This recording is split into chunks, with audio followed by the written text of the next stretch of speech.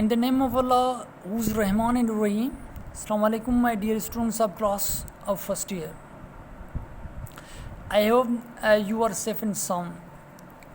So, dear students, in a previous lecture, we were reading the lesson. The science consists of science, air travel. So, this lesson is lengthy to cover and difficult to understand to you as well. So we should cover the lessons that are very important for you and for exam perspective. So today in this lecture we will cover the exercise, the main points. So in today's lecture we will learn the passive voice, how the passive voice used in higher subjects, in higher classes. Okay, so in 9th class and even in the matric class we also covered these points as active voice and passive voice and narration. So further we will have to understand the point as well. So now in this exercise, so here the passive voice is often preferred when we are not interested in the question of who or what performed the action. Okay, suppose the house was painted before we moved in. So यहाँ जो dear student बात हो रही है कि house को paint किया गया है जब उस वक्त जब हम यहाँ से निकले. तो किसने ये पेंट किया है? Definitely it is common sense, it will be a painter. Okay, so there will be no need of use who has painted the house. Okay, so here we write this sentence in the passive voice. The subject of the active voice need not be you in the answer. Subject की ज़रूरत ना होगी अगर हम subject ना use करें तो there will be no need of to use the subject in this sentences. Okay, so suppose करें कि they discover the crime early in the morning. Okay, discover क्या है कि फाइंड करना होता है कि उनको मालूम हो गया कि क्राइम के बारे में. कब मालूम हुआ? सुबह को ही.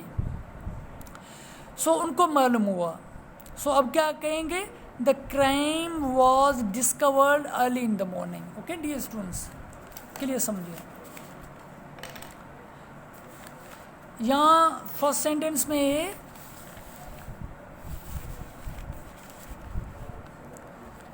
they discovered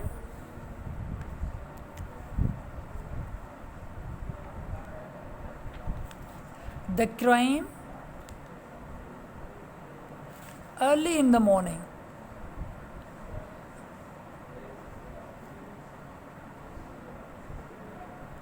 ओके, तो अब क्या है कि हमको जो दे है, जाहिर सी बात है कि जब ये ट्रांसफ़र होगा as a place of object, हम इस दे को हम यूज़ ना करेंगे, हम इसको एज अ अंडरस्टूड की तौर पे हम यूज़ कर सकते हैं. ओके, जैसे कि अगर हम दे को यूज़ करें एज अ ऑब्जेक्ट में देम यूज़ करेंगे तो definitely we will use their by का हम यूज़ करेंगे. तो इधर हम बाय का यूज़ नहीं करेंगे. जाहिर सी बात है जब हम बाय का यूज़ नहीं करेंगे तो हम सब्जेक्ट को यूज़ नहीं करेंगे, तो एज अ ऑब्जेक्ट को हम यूज़ करेंगे as a subject. The crime, अब क्या होगा? The crime discovered, simple past है तो वाज होगा. Was discovered early in the morning. तो क्राइम के बारे में किसको पता चला? तो जाहिर सी बात है वो हिडन है, वो डिसअपियर है. ओके, तो ये मोस्टली यूज़ होता है ये structure in the newspapers. Okay, तो बाय का मोस्टली यूज़ नहीं होता न्यूज़पेपर में या इवन रिटन कंपोजिशन ऐसे में मोस्टली. तो ये एक्सरसाइज इस पे है. जैसे कि सेकंड ये एग्जांपल है कि many people often ask policeman the time.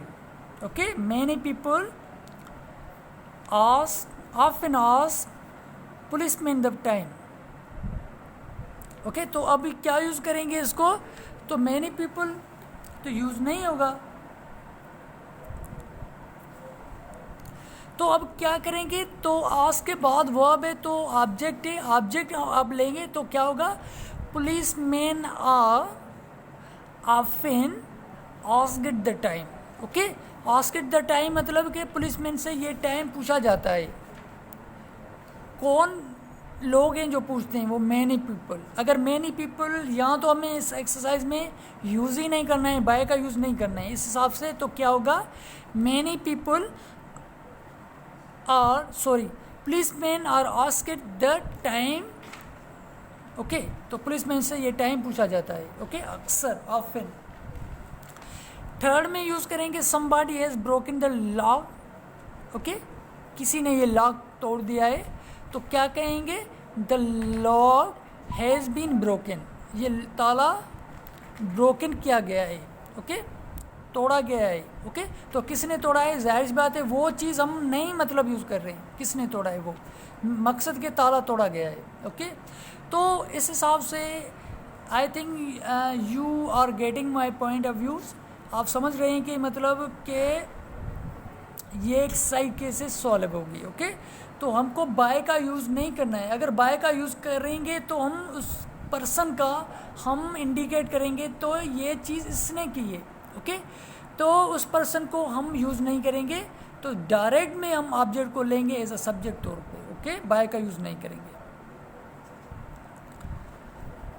आते हैं 29 एक्सरसाइज पे। वहाँ क्या यूज़ है, जैसे कि Shakespeare road Julius Caesar. Okay, ये के बुक के शेक्सपियर ने लिखा है। पहली एक्सरसाइज में हमने ये समझा कि बाय का यूज़ नहीं करना है, इस एक्सरसाइज में हमें बाय का यूज़ करना है।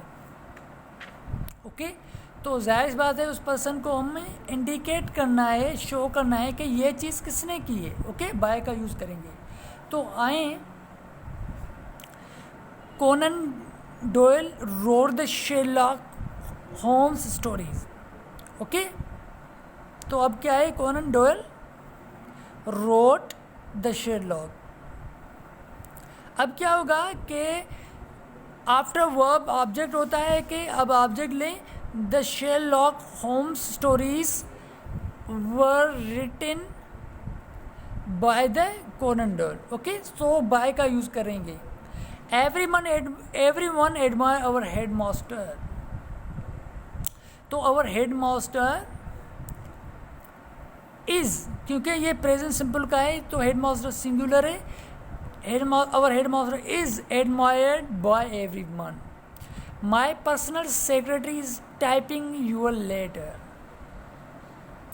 तो क्या होगा कि your letter क्या ऑब्जेक्ट है, योर लेटर इज़ बीइंग, जैसे कि कंटिन्यूस है, कंटिन्यूस में बीइंग यूज़ करेंगे। Your letter is being typed by my personal secretary. Okay, तो ये भी यहाँ क्या करेंगे, हम बाय का यूज़ करेंगे। Okay, I think you are getting are understanding my view points. Okay, तो इस हिसाब से ये भी जो रेस्ट ऑफ द नंबर्स हैं या सेंटेंसेस हैं, ये भी सेम करेंगे, बाय का इन्वॉल्व करेंगे, यूज़ करेंगे। तो ये आज के लिए आपके लिए काफ़ी है कि 2 एक्सरसाइज को आप फर्स्ट में आप बाय का यूज़ ना करें, सेकंड जो 29 एक्सरसाइज है उसमें आप बाय का यूज़ करें। तो ये आपके लिए होमवर्क भी है और ये आज के लिए काफ़ी है। So inshallah in the next lecture we will proceed from this topic. Okay, thank you dear students.